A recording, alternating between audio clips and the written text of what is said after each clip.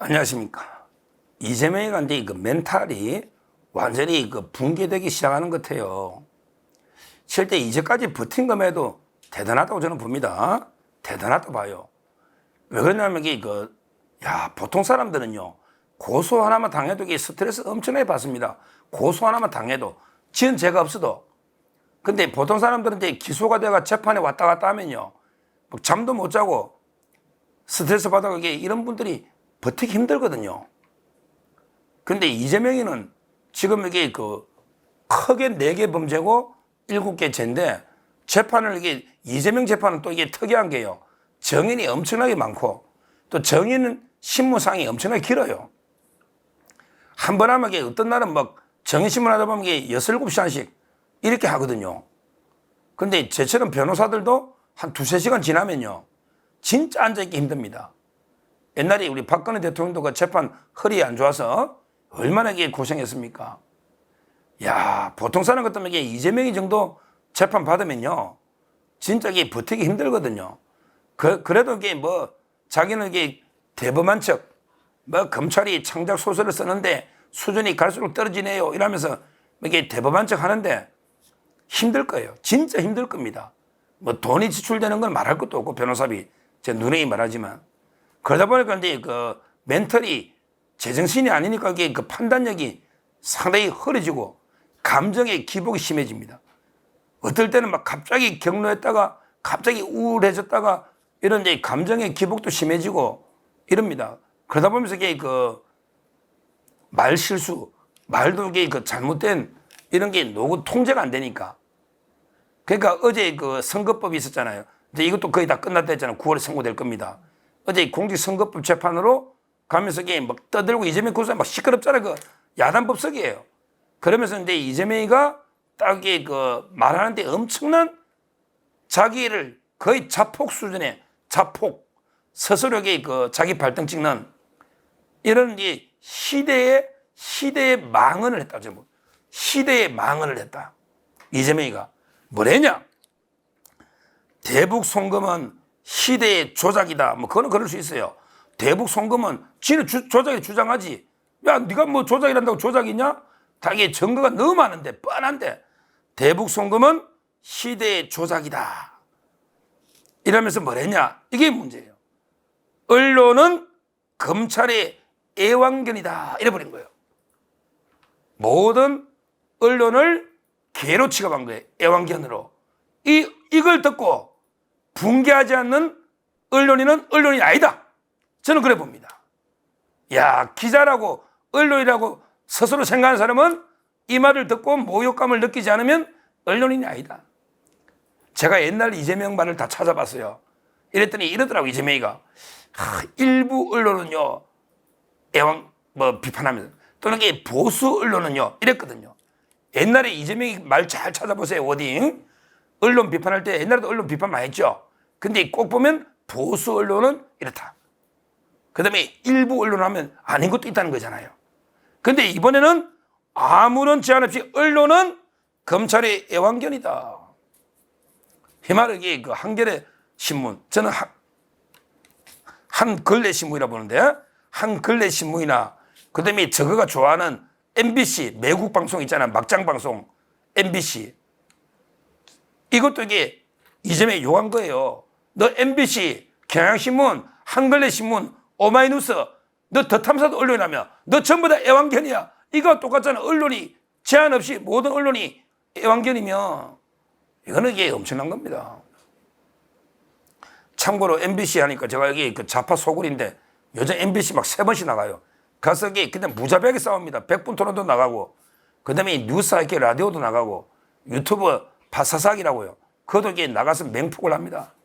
그 다음에 아마 다음 주부터는 토요일 밤에 8시 반에 메인 시간에 토요일 밤에 MBC TV를 하는데 시사, 아마 강적들처럼 시사 프로인가 봐요. 금요일 녹화하는데 제가 이제 최초로 방송에 나갑니다.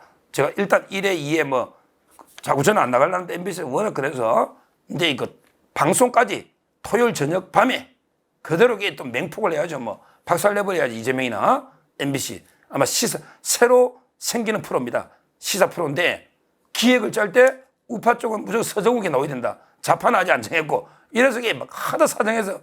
근데 가만히 생각해 보니까 좀 이게 나가서 이재명을 박살내야 되겠다. 저번에 백분 토론처럼. 이래서 이게 하는데 하여튼 언론이라는 게 이용을 또 해야 되거든.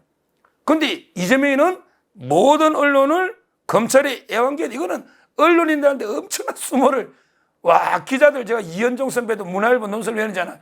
이 말을 듣고 막 그냥 혈압이 거꾸로 피가 거꾸로 쏜다고 죽겠다 그러더라고. 송국권도 그렇잖아. 언론인 출신이잖아. 송국권 오늘 혼술 그런 사람이 많아요.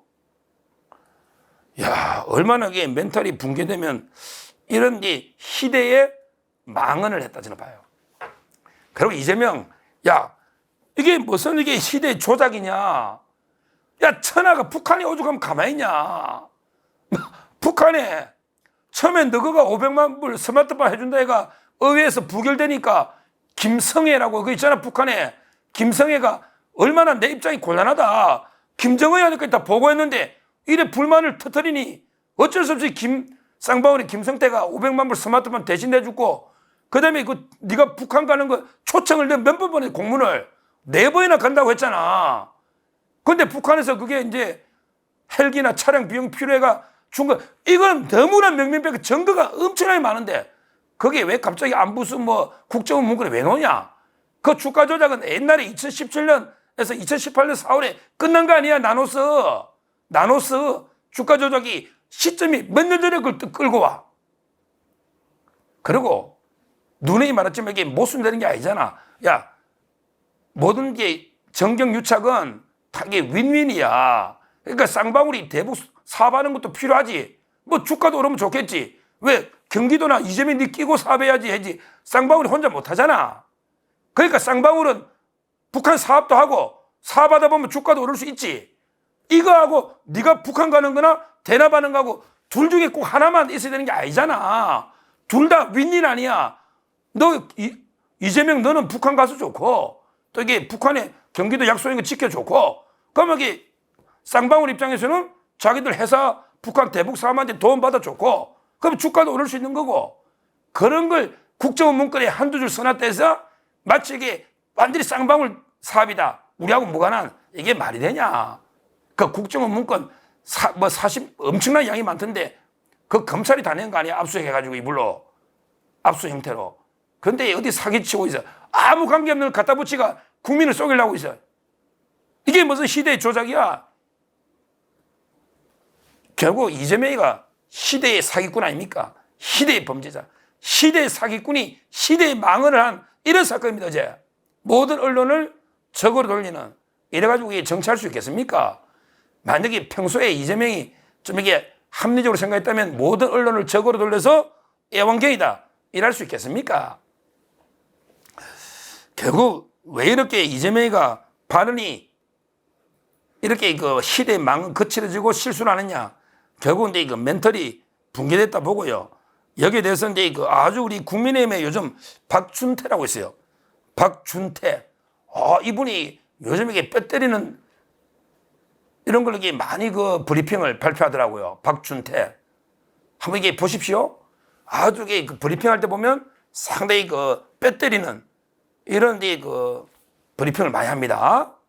촌철살인. 박준태. 한번 궁금하면 한번 만나봐야 될 것 같아요. 이분이 뭐래냐?